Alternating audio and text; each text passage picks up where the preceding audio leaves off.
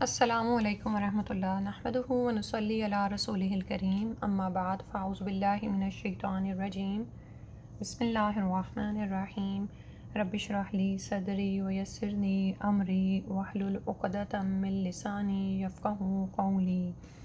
آج سورہ المدثر کا ترجمہ پڑھتے ہیں۔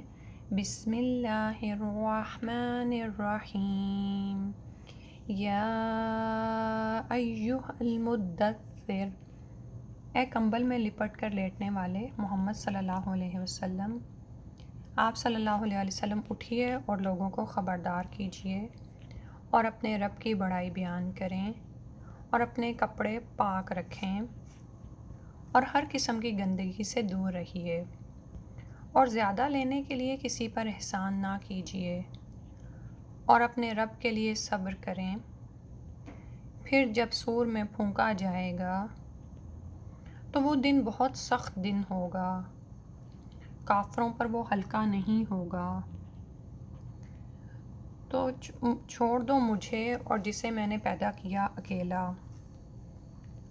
اور اسے میں نے بہت سا مال دیا پھیلا ہوا، اور نگاہوں کے سامنے رہنے والے بیٹے دیے یعنی حاضر باش، اور میں نے اس کے لیے ہر قسم کا سامان خوب اچھی طرح سے تیار کر دیا۔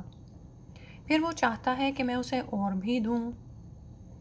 ہرگز نہیں، وہ تو ہماری آیات کا مخالف اور دشمن بن گیا ہے۔ میں اسے عنقریب ایک سخت چڑھائی چڑھاواؤں گا۔ اس نے غور کیا اور کچھ اندازہ کیا، پس ہلاک ہو جائے اس نے کیسا غلط اندازہ ٹھہرایا۔ پھر ہلاک ہو جائے اس نے کیسا غلط اندازہ ٹھہرایا۔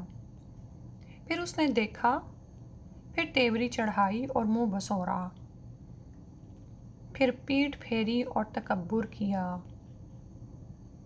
پھر اس نے کہا یہ تو بس جادو ہے جو پہلے سے چلا آ رہا ہے، یہ نہیں ہے مگر انسان کا کلام۔ میں عنقریب اسے ڈالوں گا سقر یعنی دوزخ میں، اور تمہیں کیا معلوم کہ وہ سقر کیا ہے؟ وہ نہ تو باقی رہنے دے گی اور نہ چھوڑے گی، انسان کی کھال کو جھلسا ڈالنے والی۔ اس پر 19 داروغے مقرر ہیں،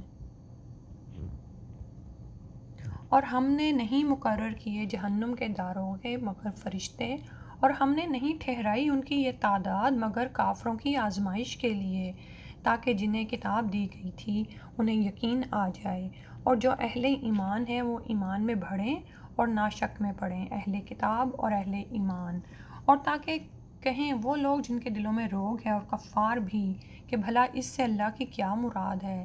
اسی طرح اللہ گمراہ کر دیتا ہے جس کو چاہتا ہے اور ہدایت دیتا ہے جس کو چاہتا ہے، اور کوئی نہیں جانتا آپ کے رب کے لشکروں کو سوائے اس کے، اور یہ آیات صرف انسانوں کی یاد دہانی کے لیے ہیں۔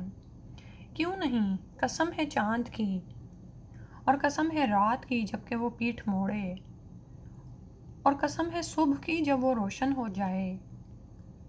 یقیناً یہ بہت بڑی باتوں میں سے ایک بات ہے، خبردار کرنے کے لیے انسانوں کو، جو بھی تم میں سے چاہے کہ وہ آگے بڑھے یا پیچھے رہ جائے۔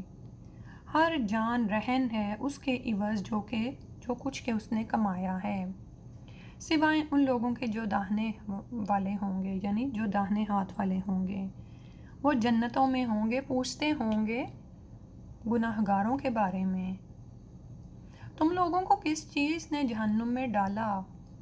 وہ کہیں گے ہم نماز پڑھنے والوں میں سے نہیں تھے اور نہ ہم مسکین کو کھانا کھلاتے تھے، اور ہم کٹ حجتیاں کرنے والوں کے ساتھ مل کر کٹ حجتیاں کیا کرتے تھے، اور سب سے بڑھ کر یہ کہ ہم جزا و سزا کے دن کا انکار کرتے رہے، یہاں تک کہ ہمیں موت نے آ لیا،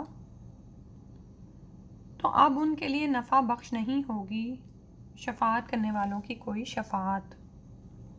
تو انہیں کیا ہو گیا ہے کہ یہ اس یاد دہانی یعنی قرآن سے اعراض کرنے والے بنے ہوئے ہیں، گویا وہ بدکے ہوئے جنگلی گدھے ہیں جو شیر سے ڈر کر بھاگ پڑے ہیں، بلکہ ان میں سے ہر شخص چاہتا ہے کہ اس کو پکڑا دیے جائیں کھلے صحیفے، ہرگز نہیں، اصل بات یہ ہے کہ وہ آخرت کا خوف نہیں رکھتے۔ ہرگز نہیں، یہ تو بس ایک یاد دہانی ہے۔ اب جو چاہے اس سے نصیحت اخذ کر لے، اور یہ لوگ نصیحت اخذ نہیں کریں گے مگر یہ کہ اللہ ہی ایسا چاہے، وہی ڈرنے کے لائق ہے اور وہی مغفرت کا مجاز ہے، یعنی وہی وہ ہستی ہے کہ جس سے ڈرا جائے، اور وہی وہ ہستی ہے کہ جو ہماری مغفرت فرما دے۔ سبحانک اللہم و بحمدک، نشہد ان لا الہ الا انت، نستغفرک و نتوب الیک۔ السلام علیکم ورحمۃ اللہ۔